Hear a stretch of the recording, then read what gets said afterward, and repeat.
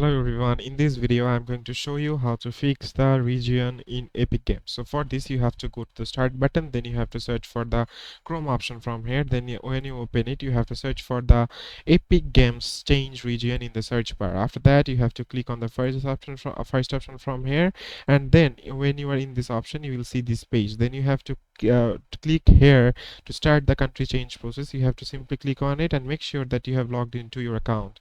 So you have to simply click on it, then here it will take a couple of seconds, and here you can see that it's showing that it looks like you haven't made any purchases yet. So if you would like to update your location, then you have to make purchases, and make sure that if you didn't make any purchase, then you cannot change your country. So in here you have to simply click on the change location. It will simply send a verification code to your to your email, and you have to simply take that verification code and change your location accordingly.